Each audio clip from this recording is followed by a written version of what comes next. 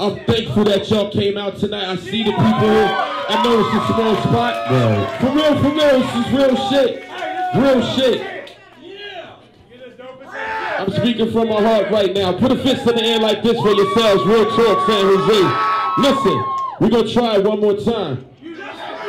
Back in Queens, New York, I had to deal with a motherfucking situation where the cop shot down a brother named Sean Bell. And then the Ayana Jones shit happened. And we all know about the Oscar Grant shit that happened. I wrote this record called Clap because I was at home frustrated with the police and I couldn't do shit about it. Mind you, my brother's a police officer. I was like, this shit is bullshit. The excessive force of police brutality has got to stop. We all know in the hood clap means to bust shots. But as intelligent individual, brown, white, black, Asian people, here's what I want y'all to do.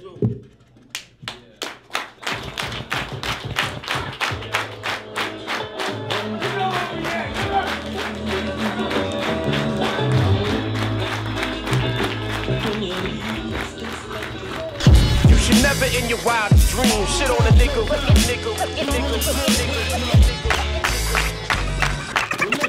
Police eat a dick straight up, you know why? Clap, clap on, clap off.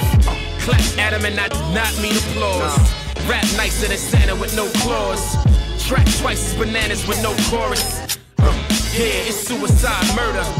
In the hood like catalytic converters, on the block like Lego, in the streets like street light. 3 little pigs is what I be on these beats like. In other words, the police say it like pop. The police, fuck 'em. And that's straight from the underground. But little kids got it bad cause we brown. Now who am I, P. Monch, and do or die? No. South Suicide Queen. What up, world? It's your boy StrongArm, holding it down. We at the Pagoda here at the Fairmont Hotel. Pharoahe Monch just killed it. Live show, San Jose. Pharoahe Monch, Fairmont Monch in the building. What? What's up? Thanks for taking this time to chat with us a little bit. We just got done witnessing a dope performance. So what major changes have changed ever since when you first got into the whole hip-hop game up until now, where you're basically a staple in the I mean, damn, man. What's the main contrast between that's like the it's a tough one to start with. 50 years ago. That's 50. People say I've been around since the creation of hip. Nah, but I mean it was super organic, man, and you know, it was predicated on you being original and really trying to do a lot of groundwork. In all actuality, what's real interesting is it was kind of similar to how it is right now. A lot of hip hop wasn't being played on the radio, and we were fighting for major radio play, and you know, most groups just said forget it and forged their own way and did their thing and just went into the lab and became creative. We went through a complete 360 where we saw the opposite happen, and a lot of commercial and a lot of spending and an absorbent amount of money being spent, and it's like labels went bankrupt, and we saw the internet change, and people weren't buying records and they were downloading records, and that whole thing has seemingly forced even the upper echelon artists, in my opinion, to make better product. We all know on the underground level, we're struggling to get heard, we're struggling to get marketed and advertised. So it kind of came full circle. And I think it's a beautiful thing because it forces an artist to get out here and grind. I mean, what you saw tonight was just total work ethic in terms of I need to sell my brand. I have these people here. You know, we had some sound issues, but you got to work through it because this is all that I have. You know what I'm saying? I think, you know, for me, maybe not, but there was a time when people would be like, it doesn't matter, but now I need to make a mark on these people. So it's very important for me that it sounds properly and that the people leave happy and I'm blessed and I'm happy that they did. And the end of the show was just crazy. Word. That kind of segues into the next question I had was, so how important now with this day and age with the whole lack of record sales actually being as important as it was maybe in the late 90s and whatnot when before the whole downloading age hit. So how important are like online radios or college radios or syndicates other than maybe the mainstream to support kind of the real artists like yourself? Right. It's all important, man. Like everything, it just adds up. You know what I mean? You try to get as many impressions as you can. Every blog, you know, you're not trying to do everything. It's only 24 hours in a day, but I'm focused on like just trying to reach as many people as I can. And the interesting thing about this particular project is it's not just anyone, but it's a certain individual who's on a certain frequency that gets, I don't want to say highbrow, but this isn't apologetic hip hop that's trying to persuade you to love it or understand it. It's gut music. It's you know, interconnected music. And I just want to display something that if you can make a connection with it, feel it, you'll support it. So videos like Clap just touched MTV about 2 or 3 weeks ago, as well as, you know, we're planning on shooting so many more clips for the album. So, you know, it's a different model than it was before, and it's a good thing for cats like myself who, you know, shooting this on the Canon right now. I mean, the technology has changed, so it's a beautiful thing. Definitely. So right now in the current state of hip hop, we got a lot of emerging acts and whatnot. If you don't mind us asking, who's Pharoahe Monch listening to these days? Who that people might not expect? Who you been bumping maybe out of new artists that are emerging? I listen to a lot of Georgia and Muldrow, a lot of Blue.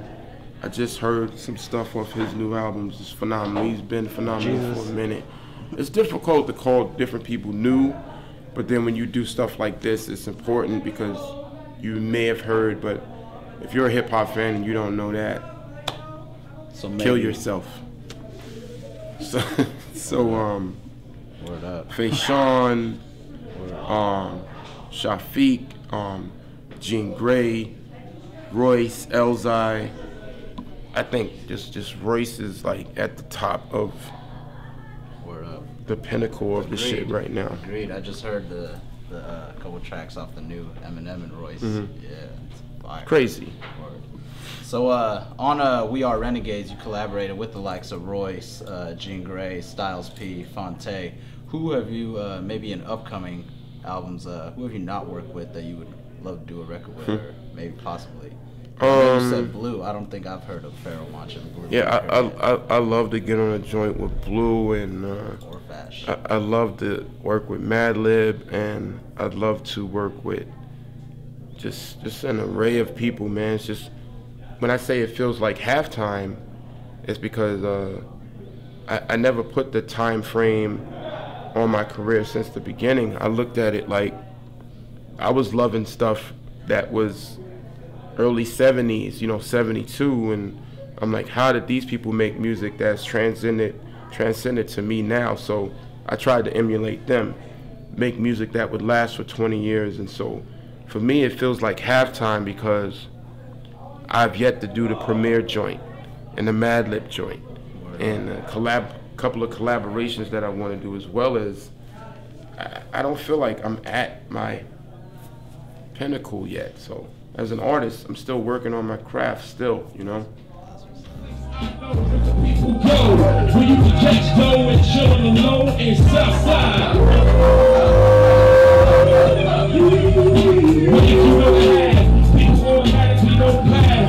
You don't have to do the math, that's Southside. Southside.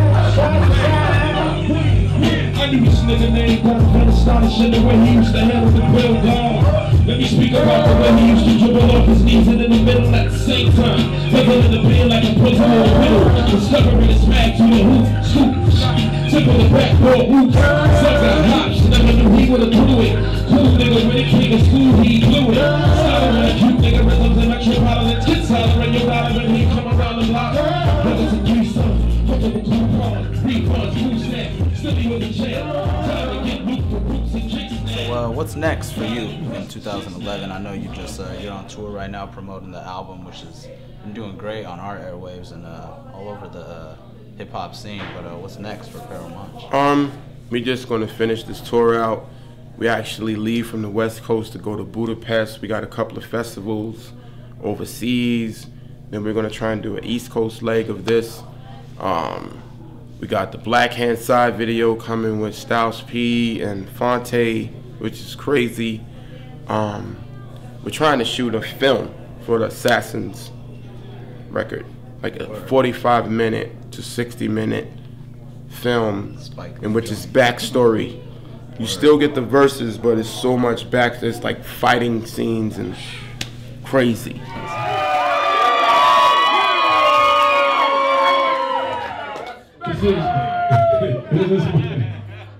This is my third record. It's called W.A.R. It's the acronym for We Are Renegades. We on tour right now. We hit San Diego, Santa Barbara, LA, all that shit. We just did San Francisco tonight. We in the same motherfuckers. Make some noise. It's really insane. It's really huge and big. So I'm just really happy right now, man. That the people who came out, you know, I'm happy at the record sales, you know, and in comparison to a commercial level, you know, it's two different worlds, but independently, I'm just like, this is amazing, you know. 2. They ask me why I'm highly regarded as God body, probably. Monch is a mixture of Marcus Garvey, Miles Davis, and Bob Marley. Never skateboard slang like gnarly, more like weed in my whip on the way to get top like Charles Barkley. You are hardly prepared to spar with a marksman, spark me. I'm gambit with the ace of spades, I'm mastering archery. Funicular, particularly the vernacular, specifically the fit, so when I spit it, it's spectacular and accurate. When I attack, I'm more legend than Acura. Flip Bloomberg, the bird, bitch, more blood than Blackula. More crypt than cryptic scriptures encrypted with backwards vernacular, plus sicker than most, close and fatal attraction. I am that nigga for real.